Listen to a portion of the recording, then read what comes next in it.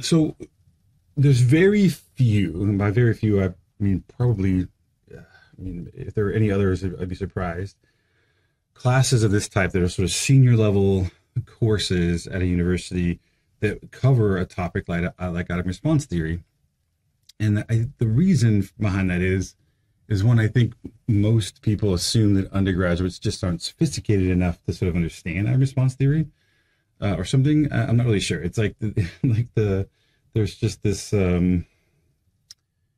belief that like undergraduates just can't handle this stuff, or especially not social behavioral science students. They're just like, oh, they don't want all this stat stuff. And you're probably thinking that you may be thinking to yourself that they're correct, that you don't want this stuff. But here's why I'm talking about this, and here's why I think that there should be a shift. I guarantee you, some time ago, maybe, earlier in the last century, when things like t-tests and ANOVAs and these kind of tests started coming along to sort of support research, that it probably wasn't taught in a whole lot of classes. It probably took a long time to sort of be integrated because people thought of it as being too mathematical and all this other stuff, and it probably took a while to sort of get integrated. So the people that use this stuff are going to be this very sort of small, little percentage of folks that actually understand this material. And so the rest of people in psychology and other social behavioral sciences are going to be left to these select few, this sort of elite that make all the decisions based on item response theory. I don't expect you to leave here experts in item response theory, but what I want you to have is some jargon and some basic understanding of what's going on, so that when you read stuff or when you are using a scale that was developed using item response theory, that you at least can understand sort of how it got there and why they made the decisions that they made, and to give you some background. And it's really the same thing with factor analysis. There's not a whole lot of undergrad courses that cover factor analysis. And again, the reasons, these are two massive driving forces behind a lot of psychometric theory, that it seems weird that we sort of like pretend like they don't exist and we leave it to this sort of elite few to sort of tell us what to do. And I also am not one of the people that believe that somehow undergraduates can't handle it. I know that you can. I've worked with lots of undergraduates who have very sophisticated understanding of these things. Sometimes there's an undergraduate right now that I'm working with that understands this stuff better than I do. So it has nothing to do with with that. I think it's just been this assumption. And especially, like the Cal States, we sort of, people look down on us from the UCs and schools like USC and other places like that. They're like, oh, these poor CSU kids. And I'm like, bullshit. I was a CSU student. I know that we actually, oftentimes there's many students here that are smarter and more capable than those students, that they just had the money. We didn't have to go to those schools. So I don't buy into all that crap, and I think you all can handle this just fine. You just got to sort of take it in stride and sort of really sort of sit with it and let it sort of wash over you to some degree.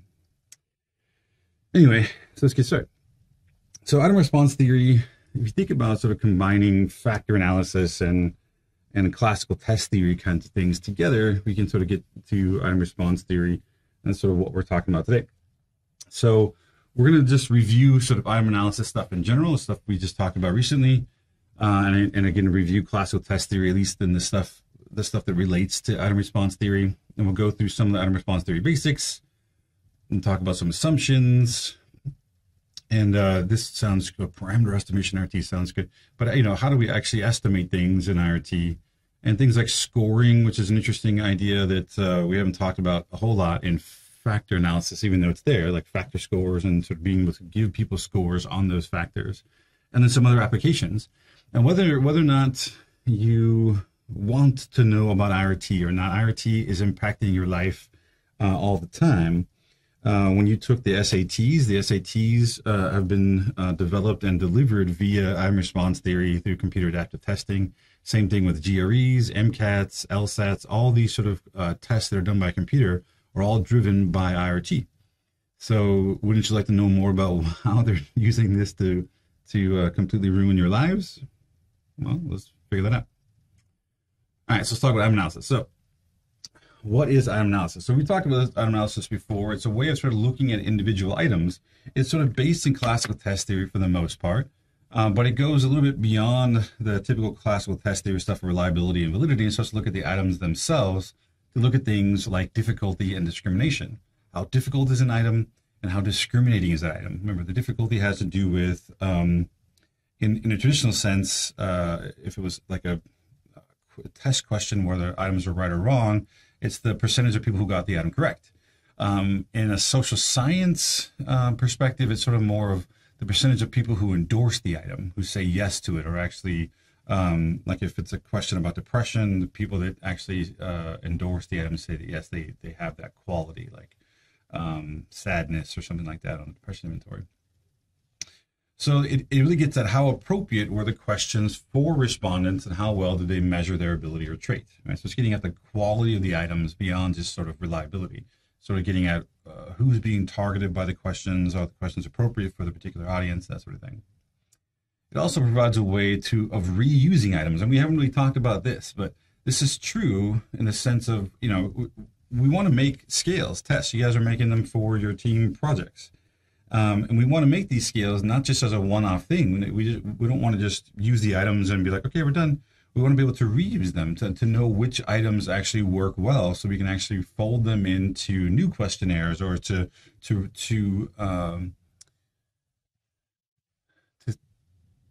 fix the questionnaires we have, so we retain the items that are good, get rid of items that are bad, and be able to reuse these sort of quality items based on sort of item analysis and stuff.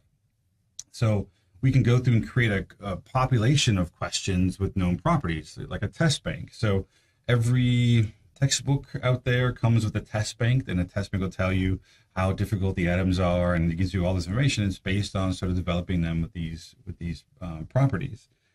I doubt very many of them actually use IRT to do that, but maybe. I haven't done a whole lot of textbook reviews in the past few years to know the difference, if that's sort of changed, but it's possible.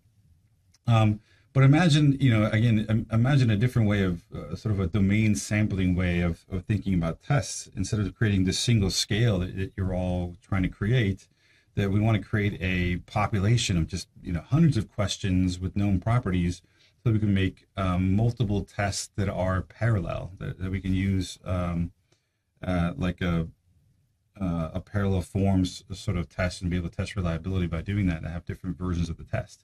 If you start to do that, you quickly realize you have things like the SATs or the GREs and stuff, where each of you go in and take a different test. You don't get the same questions, yet we're able to put you on the same scale to tell you that you have this, you know, where you are on the scale of SAT, you know, SATs or ability levels based on SAT, all by giving you different questions. So that's how we're able to do that, by actually creating test banks with known properties of the items, stuff like that.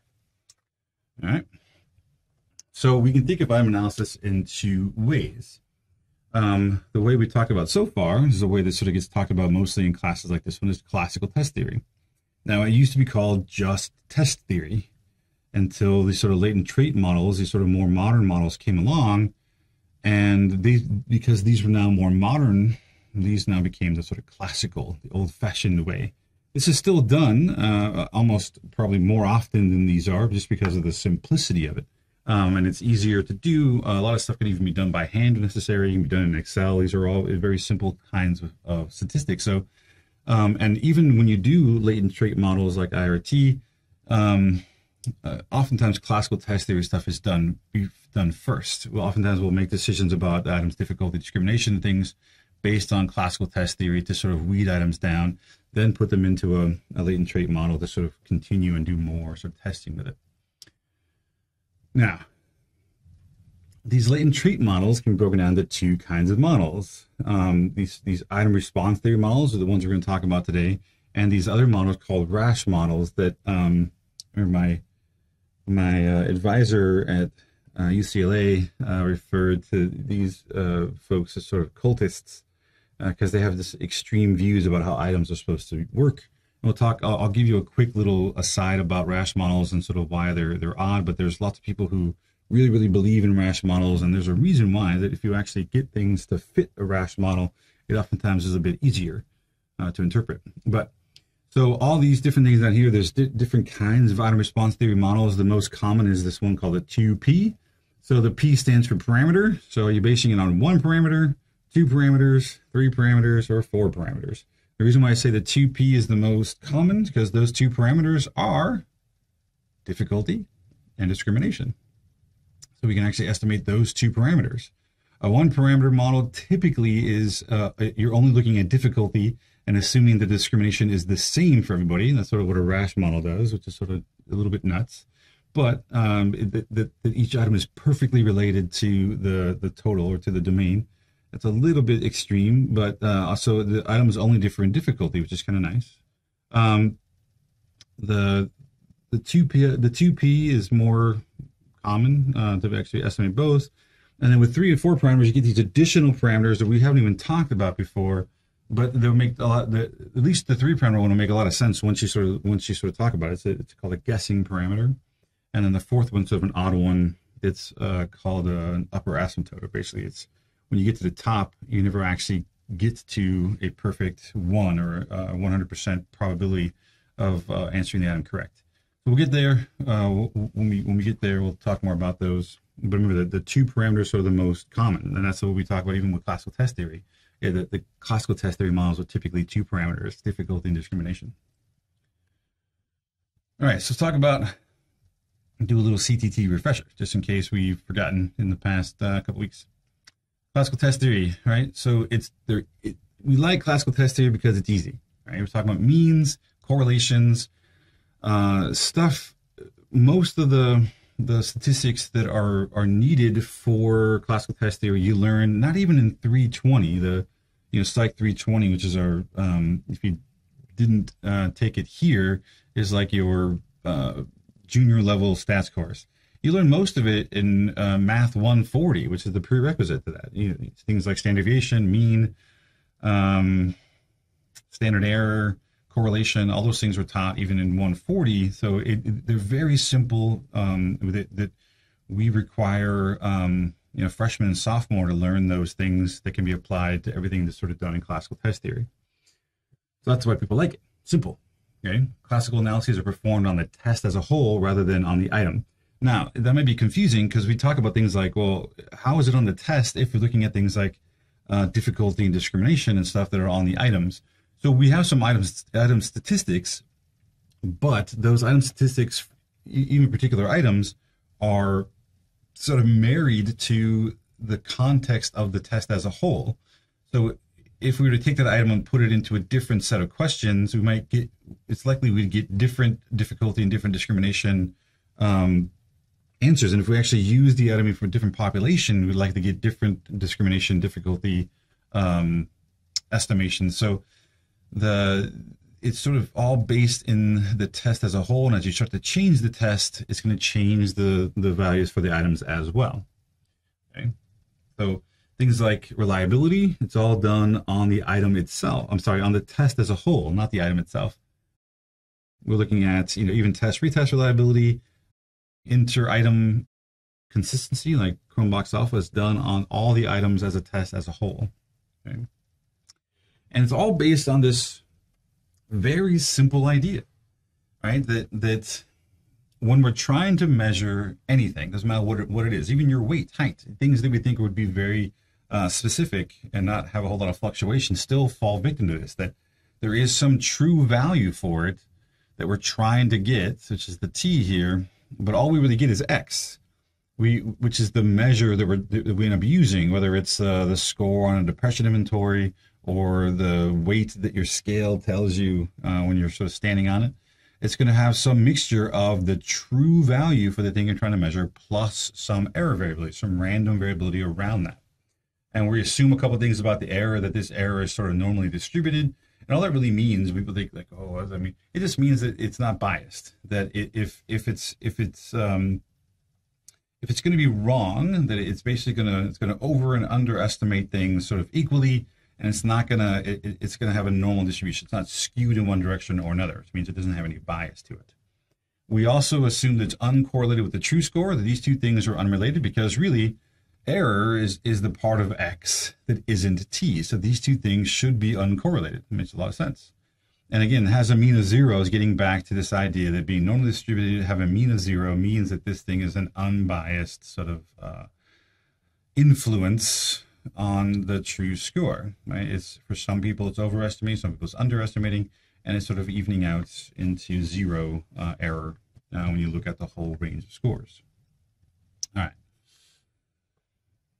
These are the 3 things we typically want to know, and what's not here, and really probably should be, is also reliability, but also validity, right? So I also want to look at things like validity too, but typically when we're looking at the quality of a scale or items themselves, by itself, these are things we look at: difficulty, discrimination, and reliability. Difficulty and discrimination are things we look at the item level, but again, it's within the context of the scale as a whole. And then reliability is a test level statistic, right? How well does all the items together sort of hold, or how consistent they are with one another, or how well they are consistent across time, stuff like that. All right. So classical analysis has the test, not the item as its basis. Again, so everything's sort of in the context of the test as a whole. You change items, you change everything, even the item statistics. Although the statistics generated are often generalized to similar students taking a similar test, we can generalize to other populations of people who responded to the survey. They really only apply to those students taking that test at that time with those questions. You change the people, you change the items, you're likely going to change a lot of the classical test results. Latent trait models aim to look beyond that. We're trying to get at the underlying traits. That's what's called latent. It's the hidden underlying traits that are behind particular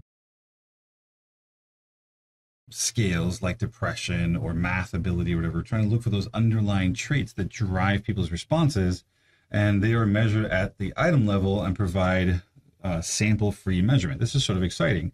So we can actually get measurement of things, and it's not married to the sample or to the test as a whole, and we can actually then interchange items, and the items actually retain their properties. That's sort of one of the beauties of latent trait models, and what has allowed us to do things like computer adaptive testing, at least to do it well.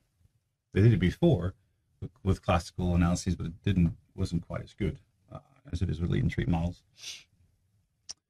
So latent trait models, it sounds like something that's new, right? Oh my God, this has only been around for a while. It's not. The idea of them have been around probably since the 40s. But really weren't even start to be used at all until the 60s or so. And really it's because they're very mathematically intensive, which is why we're not really going to go into the mathematics at all.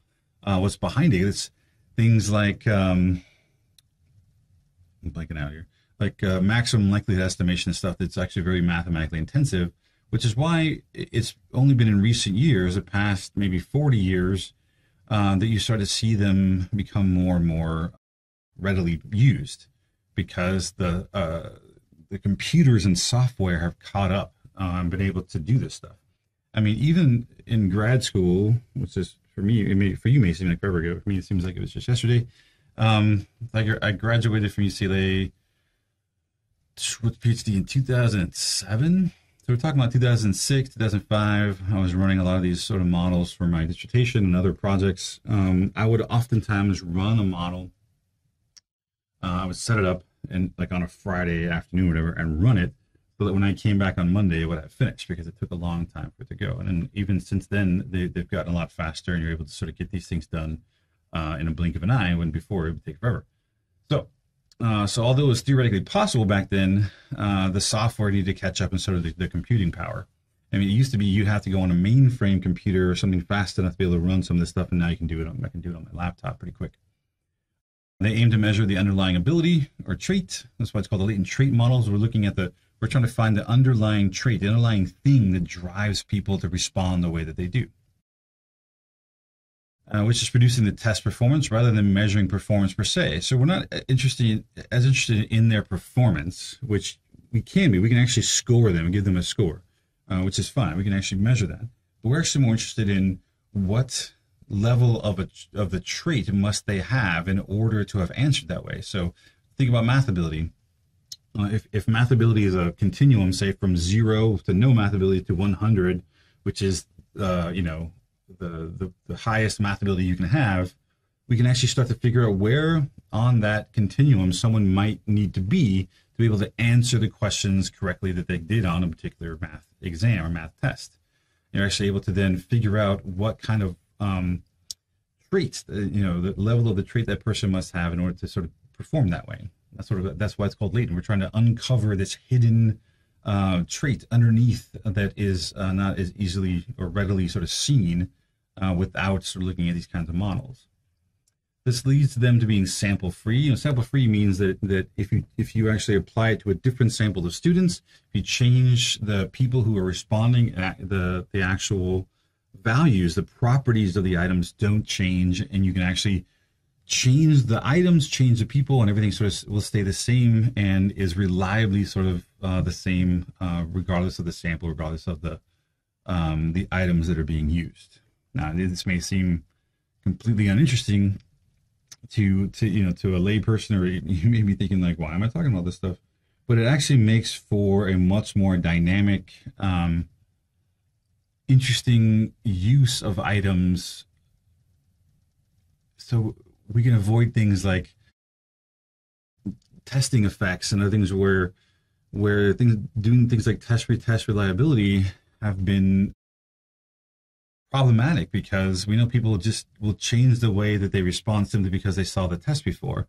Well, now we can actually change the items they see and still be able to track pre and post testing or track change over time, even though they're getting different items, which is really, really cool from a psychometric perspective. We can actually address a lot of the issues that some of these testing things have been fighting for many, many years.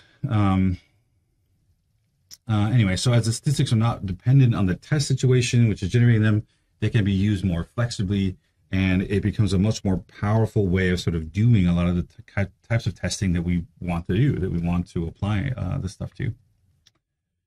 All right, item response theory. This is what we're here for, right? So far, again, it's very similar to classical test theory, but it has this sort of latent thing to it, which makes it similar to factor analysis, because factors really are latent variables that we're trying to measure.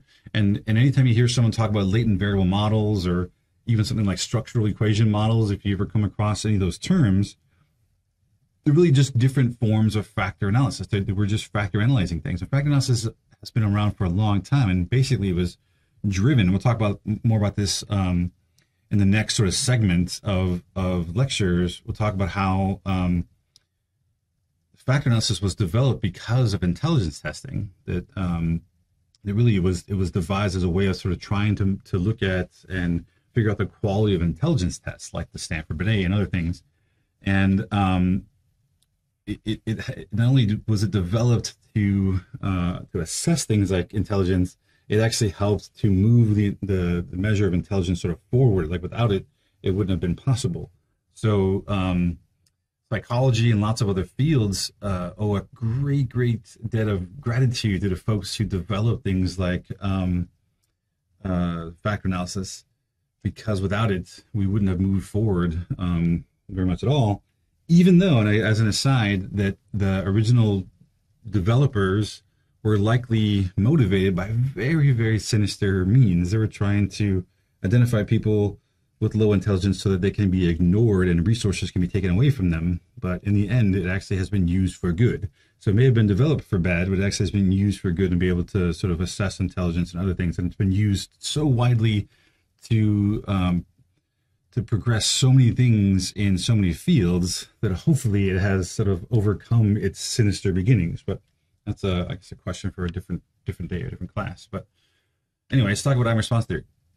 So we talk about item response theory. There's really item response models. There's not like one item response model. It's a whole family. Same thing with factor analysis. There's lots of different kinds of factor. As we have talked about a little bit, there's different ways of doing factor analysis, like common factor analysis versus principal component analysis. And there's even different ways of estimating factor analysis, like principal axis factoring and maximum likelihood factor analysis. And there's a whole bunch of other ones too, like image factoring and all these different types of models. Just a family of factor analytic models. Same thing with item response theory.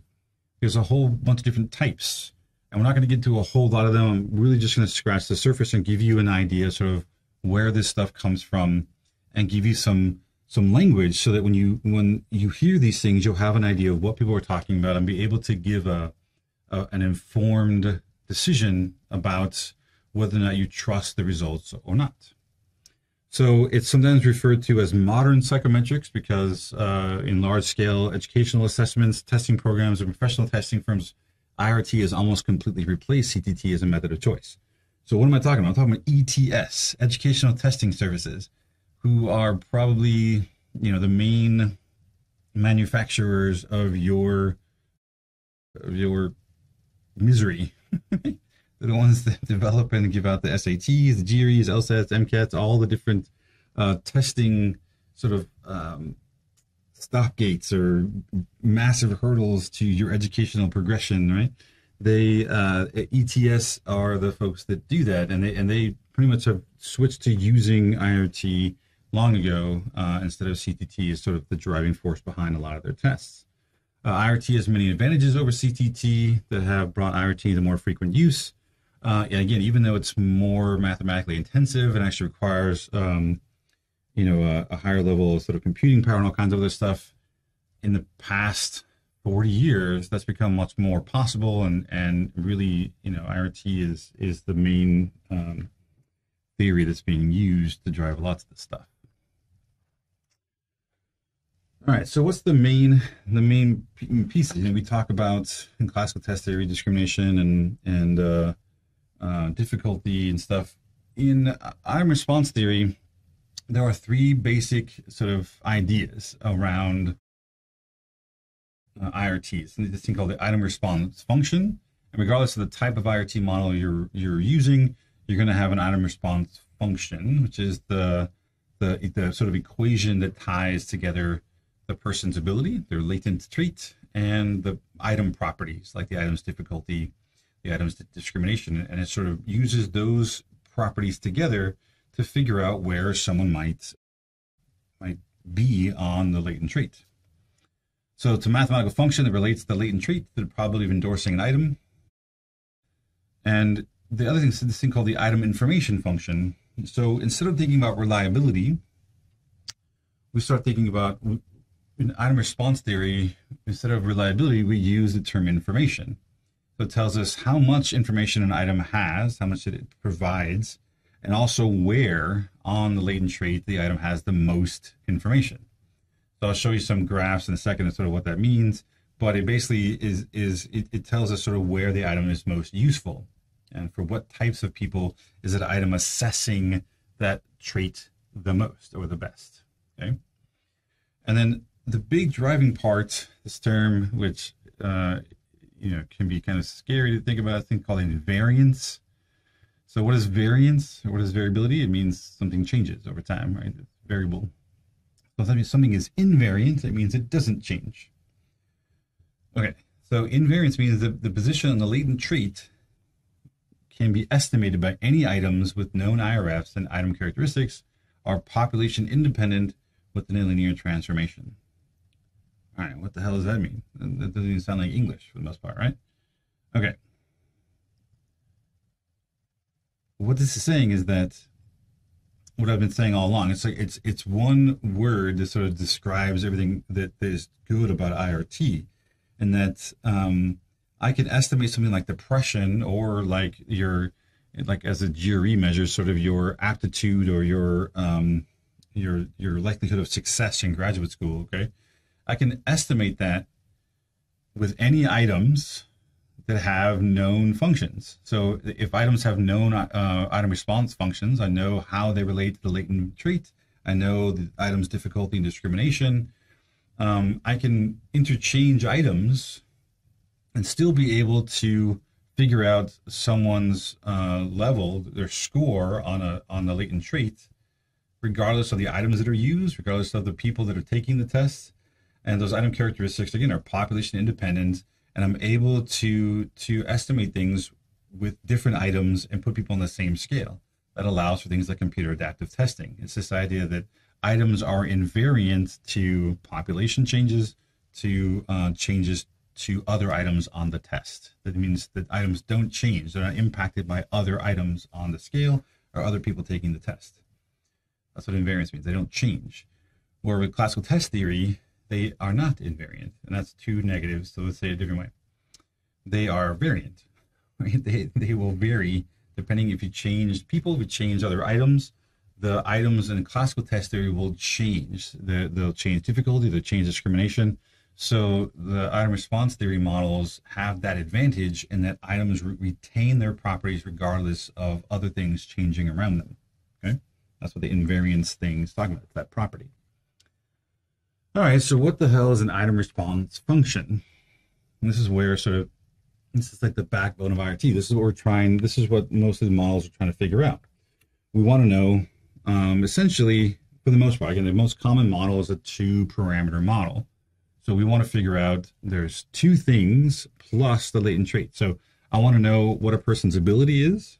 Means I'm trying to figure out what their math ability is, or I'm trying to figure out what their level of depression is on some continuum, right? I want to know that. But I also need to figure out how difficult the item is and how discriminating the item is. So I'm going to use those three pieces of information: the person's ability, the person's, the backbone of this stuff is I'm trying to combine, I want the person's ability is going to be some, it's going to be some continuum like this, right? It's going to be some, the ability is going to be something we have like sort of high ability on one side, we have low ability on the other side. This could be anything. Now, ability is kind of a weird word because not everything is about ability. It could just be a trait. That's just why we typically call this latent trait instead of latent ability models. So the trait could be, this could be depression, right? I'm either highly depressed or I have low depression. This could be math ability as a trait, right? How high or low my math ability is. This could be anything. It could be my ethnic identity.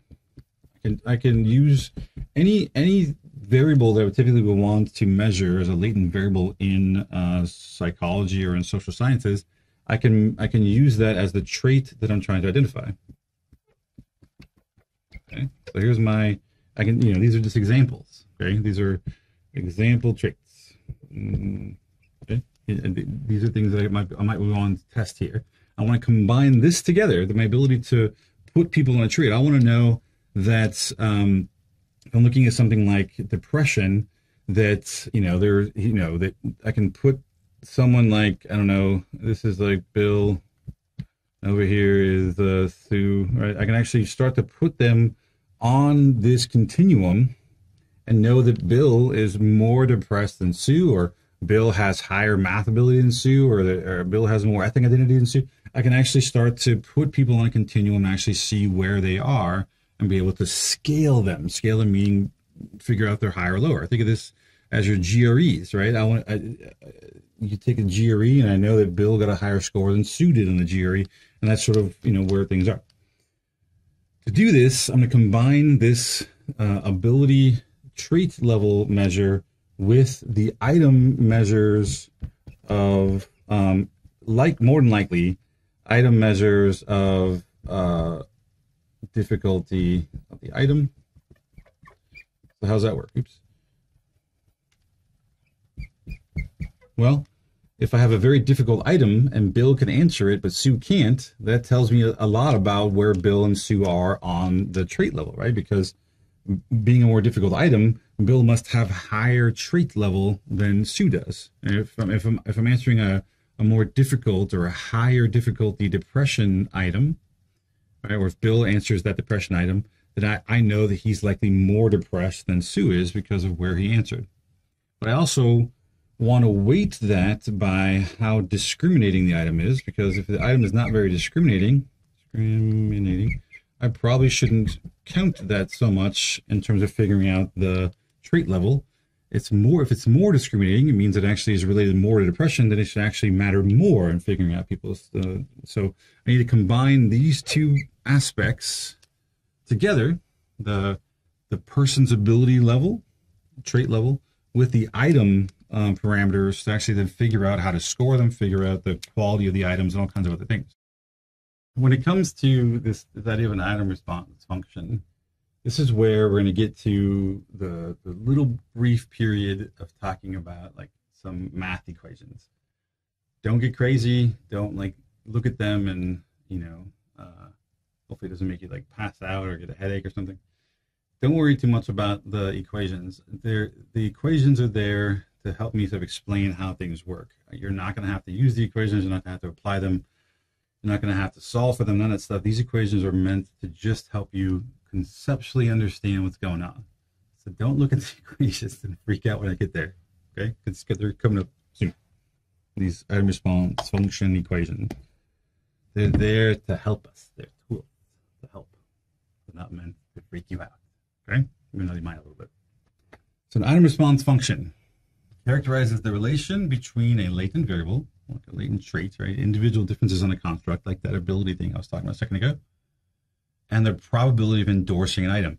So this, again, this endorse, the language gets goofy because all of this stuff was developed for ability testing. So we're usually talking about the probability of getting an item correct, all right? Which, like if it's a math test or the GRE or whatever, you want to get an item correct. That's the goal.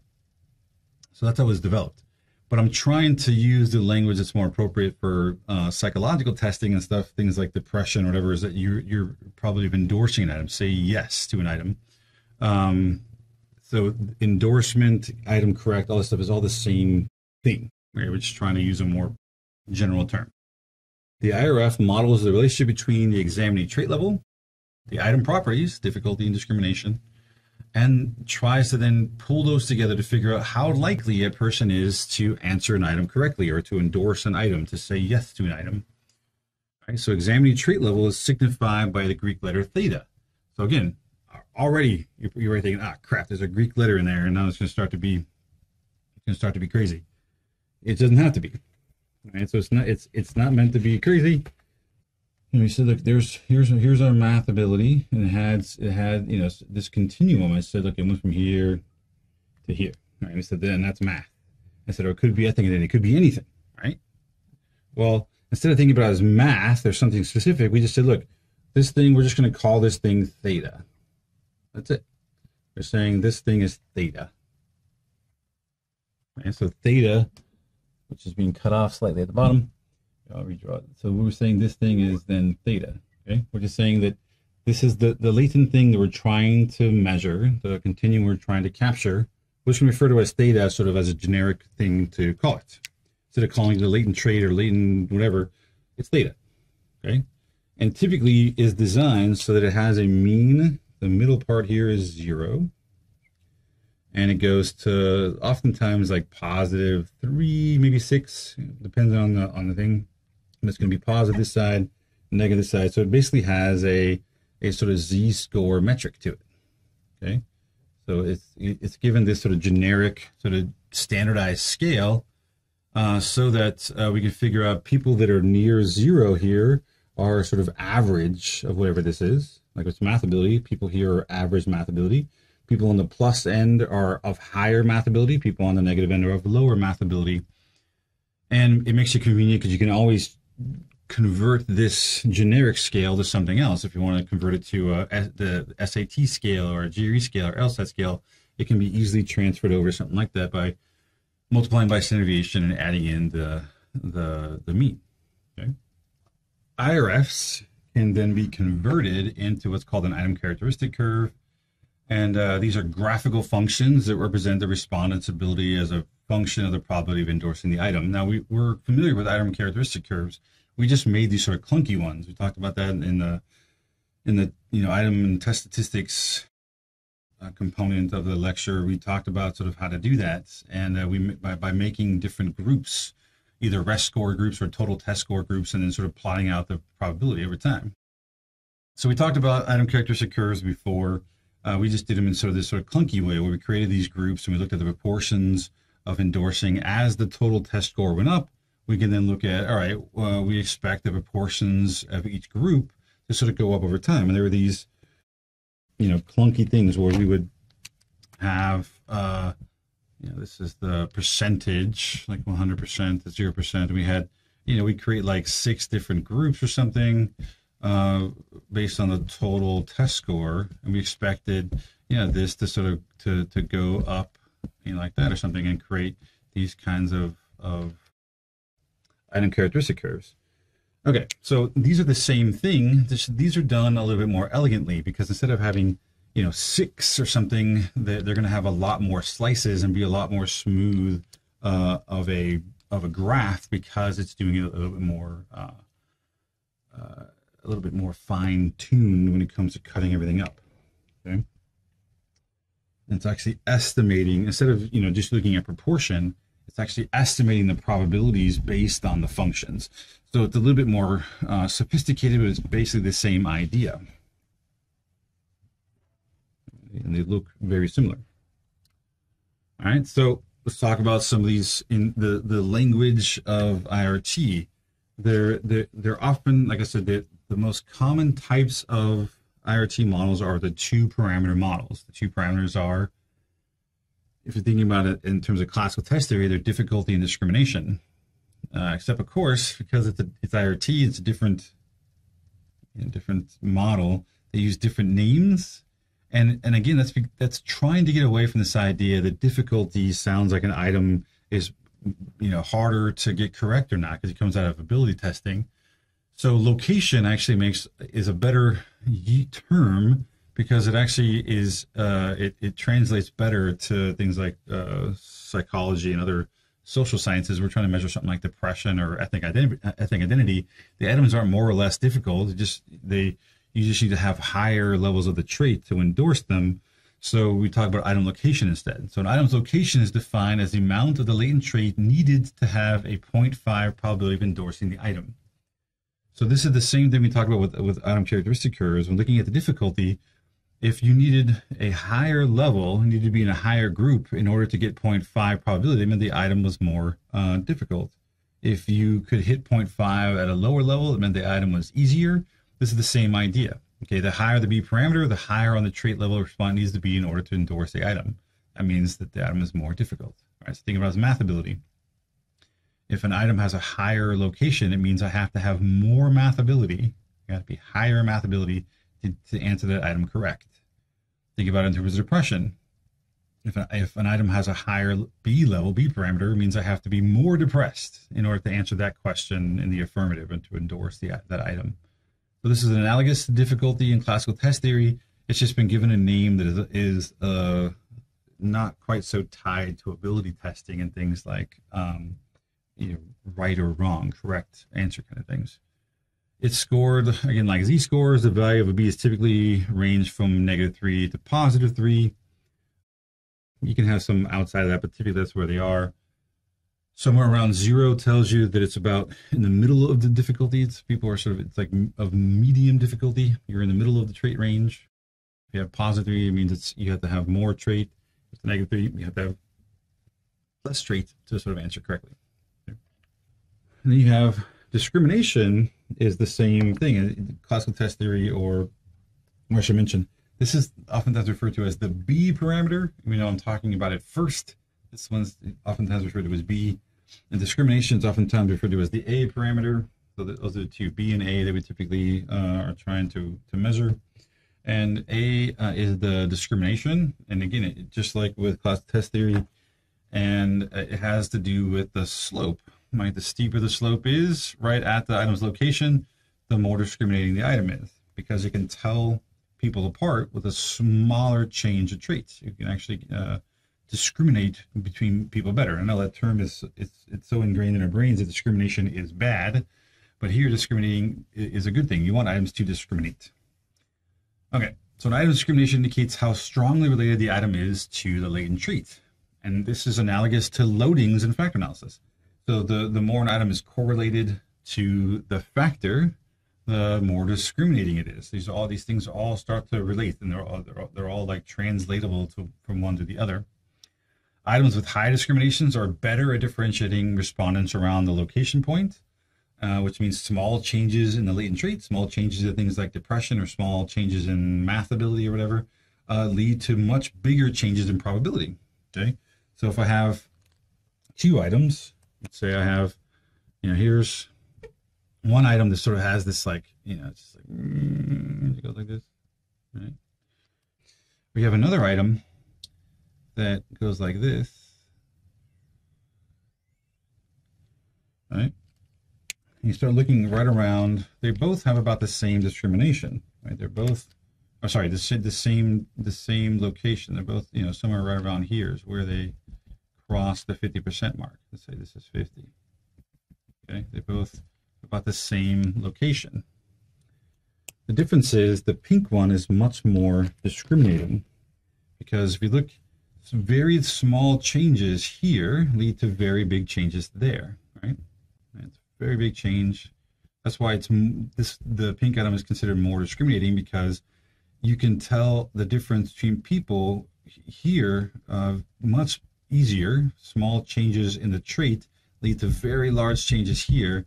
With the blue one, it would take a lot longer. You'd have to have a much bigger change here to get the same difference in probability there. So that's why the blue item is less discriminating. The pink item is much more discriminating. And in that sense too, if we're sort of translating around, the pink one would have a larger loading, would be more related to the total, to the factor. And the blue one would have a lower loading with this factor analysis. And again, vice versa for items with low discriminations is sort of the opposite of this. Okay. So here's the picture, discrimination. We can sort of measure this. So this, what it's pointing at is not the discrimination, but this is where you sort of look to see the discrimination, because this is where the item's location is. It's right where it sort of passes the 0.5 probability here. And we can look to see just, you know, how steep the line is right at that point. The steeper it is, the more discriminating it is. So here's two items with the same discrimination with different locations. All right, so the item on the right, item number 2, is slightly more difficult. I have to have more of the latent trait in order to have a 0.5 chance of answering it correctly or to endorsing it. The item on the left is slightly less difficult, has a lower location, but they're both equally discriminating because they have the same, basically the same slope at their locations. Okay. Here we have different discriminations and different locations, right? This item, item number 2, is slightly more difficult, has a higher location, but it's also more discriminating, has a higher slope at that point than this one does. This one's lower in location slightly, so it's a little easier, but it's not quite as discriminating because the slope is not quite as steep. Now, here are the 2 other parameters that sometimes get added in that we did not talk about in classical test theory, but they exist more in item response theory. You got the guessing parameter. Guessing is exactly what it sounds like. It's the probability of guessing. Now, if you have a multiple choice test, this is especially applicable to a multiple choice kind of test. Something like even the GREs and SATs, those things where you have multiple choices and you're supposed to pick one.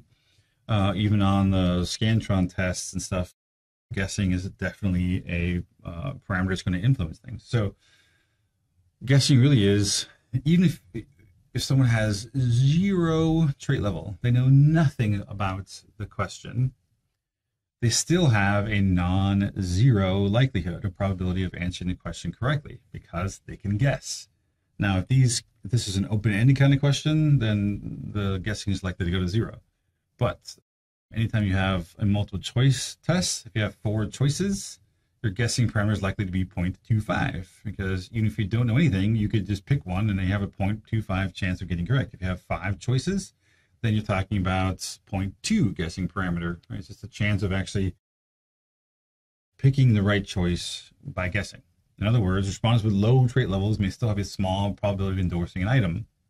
This is mostly used in multiple choice testing, and the value should not vary excessively from the reciprocal of the number of choices. So like 1/5 or 1/4 would likely be what the guessing parameter would be on a multiple choice test. So if you look at here, you have items of different locations. So item number 2, slightly higher location, slightly more difficult than item number 1. Item number 2 is also more discriminating, right? It has a higher slope than this one does. And item number 2, if you look at the bottom, if I go to the lower level of the trait, so this is, again, the trait is math ability. I have very little math ability. I'm down here. I have 0 chance of getting this question correct. But with this one, I actually have close to a 0.2 chance of getting the item correct because there's likely a 5-choice, multiple choice question here. Maybe this one is like an open-ended question. This one's more of a multiple choice. And that's why this one has a guessing parameter in it. So even if I'm way, way down, I have very little ability or trait, I still have a 0.2 chance of getting it correct by guessing. That's what a guessing parameter does. It helps to sort of assess the fact that there is a non-zero probability at the very left-hand side of the trait range. So if that's true, if we can model the non-zero component on the left side, well, we can also model a non-1 on the other side. So the inclusion of a D parameter is called the upper asymptote parameter. There's nothing quite as fancy as guessing. It's just called the upper asymptote, the upper level parameter. So the inclusion of a D parameter suggests the respondents vary on the latent trait are not, suggests that respondents very high on the latent trait are not guaranteed to endorse the item. So when does stuff like this happen? So with like a depression inventory, questions about suicide ideation, even people who answer every other question on a depression inventory in the affirmative, they have a high score, are still not likely to have a perfect 1 or a 100% likelihood of answering a suicide ideation question, in the affirmative to endorse it.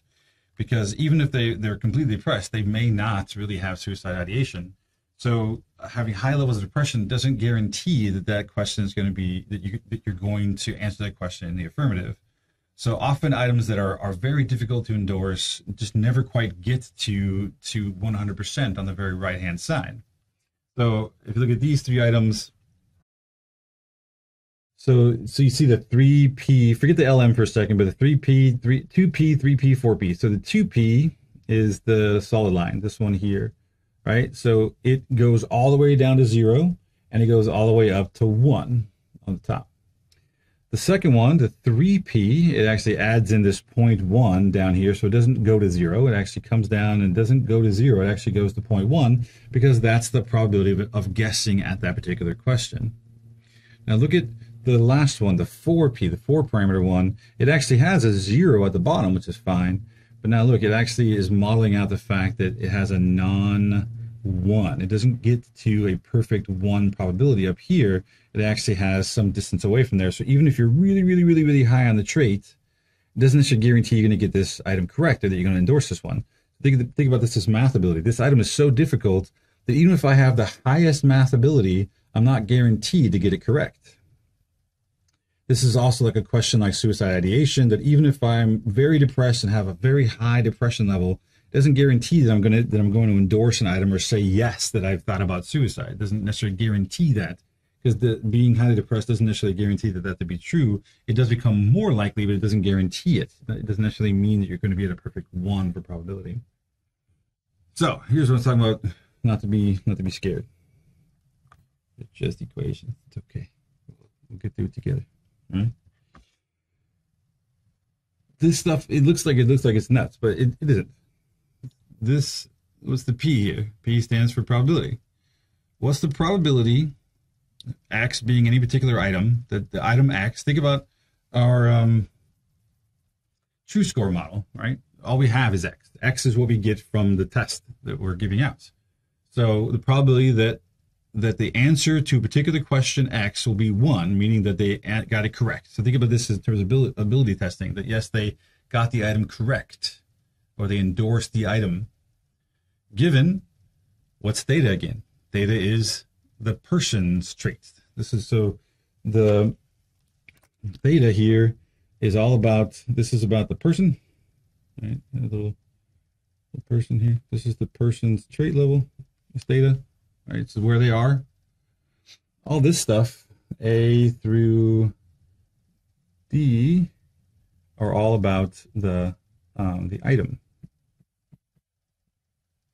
So given the item's properties, given the person's ability or trait level, combined, what's the probability that the person's going to get the question correct? So think about this in terms of math. Given my math ability, where I am on sort of a math continuum, and given the item's difficulty, given the item's discrimination, difficulty, guessing, and upper asymptote parameter, all these things combined about the item, combine those together, my ability and the item's parameters, how likely am I, what's the probability I'm going to get the item correct? And it does that by doing this crazy looking thing over here. What's E? Let me know what E is. I haven't mentioned E so far. If I have A, B, C, D, why is there an E there? What's E? It's not error. It's a good guess, though. It's a very good guess. Because oftentimes we've used E as error before. And this is one of the things that drives people crazy about math and stats, is that we use letters to mean different things, and it's confusing as hell. But in this particular case, it's not. The thing to keep in mind is that I have E, and then I'm raising E to this A thing. So it's E raised to something. Where might have you seen E raised to something before?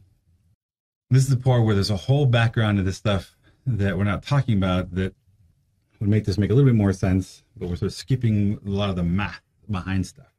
That's okay. Where might have you seen it? So for those of you, if you have, especially if you have a iPhone, I think it should be the same if you have a Droid phone or something. Look at your calculator. Okay, so you have a basic calculator like this, and for me, if I turn it sideways, it turns into the scientific calculator. In the scientific calculator, there is a button. There's two buttons next to each other. One is, one button is just LN, and then right above LN, there is an EX. What do those two buttons do on your calculator?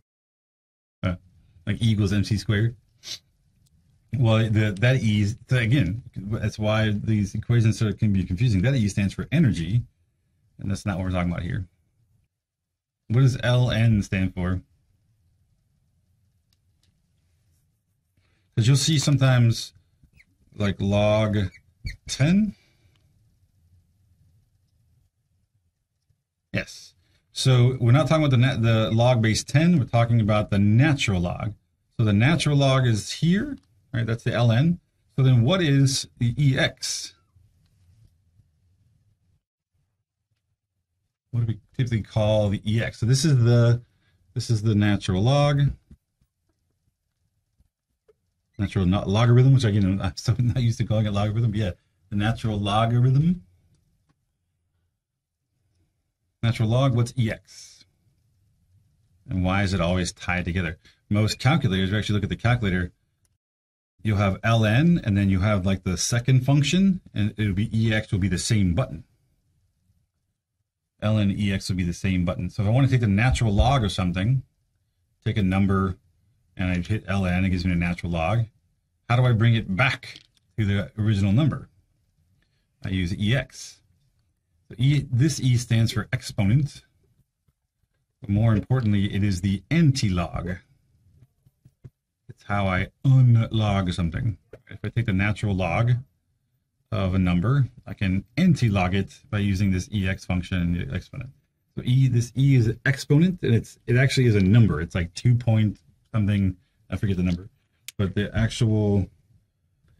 value is approximately 2.718. That's just a given number, 2.718. It actually it allows you to take the anti-log or to unlog something. It's a given number, sort of like pi or something. It's just a number that it doesn't change. It's always the same number. Okay, so that E is a given value, 2.718. Everything else is stuff that we're going to give it as part of the process of doing this. So what this is saying is, what's the probability of answering an item correct when you're going to match up the person's ability and the item difficulty? If the person's ability is above the difficulty, this is going to be positive. Person's ability is below the difficulty, this is going to be negative. If they're about the same, this will be 0. I'm going to weight that by how good the item is, how discriminating it is. And whatever that value is, I'm going to raise it to that number. And I'm going to take 1 plus e raised to that number, because this thing is called, well, this is basically a logistic function, logistic model, right? So it's actually giving me the probability of these things. I'm going to take my ability and difficulty, and I'm going to weight that by discrimination. I'm going to raise it to that value, and I'm going to take it over 1 plus that value. This gives me probability. And I'm going to adjust that probability by, all right, well, the guessing parameter. And I'm also going to take the upper asymptote parameter, and I'm going to subtract C out of it to actually figure out what this whole thing is. Now, and we have got a couple minutes, but what if the upper asymptote parameter is 1? If this goes to 1, then it's simply, everything remains the same. It's just C plus 1 minus C, because this is the upper asymptote now is 1. So I'm going to adjust the probability by the fact, by this fact. Typically, again, this is a 3-parameter logistic model. This is a logistic function, and we're converting this over to a probability. All that matters is this E over 1 plus E thing is what converts nonlinear functions to, these linear sort of functions to this nonlinear probability function. It doesn't matter how at this point or what's going on and why it's doing that. It's just say, look, we're using our ability, difficulty, and discrimination to sort of figure out the probability. And then I'm going to adjust that probability by the presence of the guessing parameter. What if I have no guessing parameter? What if the guessing parameter is 0? Well, now it's going to be 0 plus 1 minus 0, which just then is 1 times this whole thing. So that all sort of simplifies down. And if I just have 2 parameters, I can say, okay, well, I can figure out the probability of answering this question correctly by saying, look, the difference between the person's ability and the difficulty of the item. I can weight that by how important the item is, how discriminating it is, and I can use that to figure out the probability that they're going to answer the question correct. And this is a typical sort of 1-parameter logistic or 2-parameter logistic or 2-parameter model.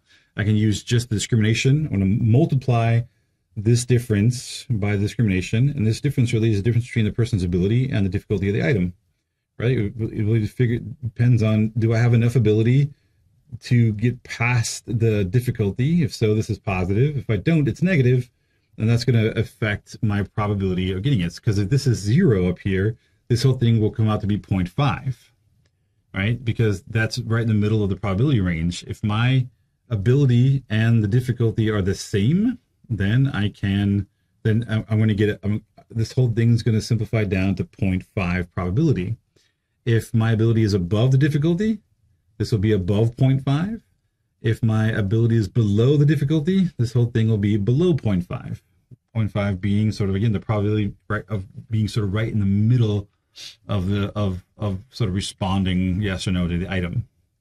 Okay, so it matches up my ability with the difficulty. It weights that by the importance of the item, and it figures out the probability of that to sort of plot things out or to figure it out. And what if I can simplify this down too? What if all the items are equally discriminating? They all have a perfect 1 discrimination, which is what a 1-parameter logistic model does. That drops out because really it was 1 versus that. So the items only differ in their difficulty. This is a 1-parameter logistic model.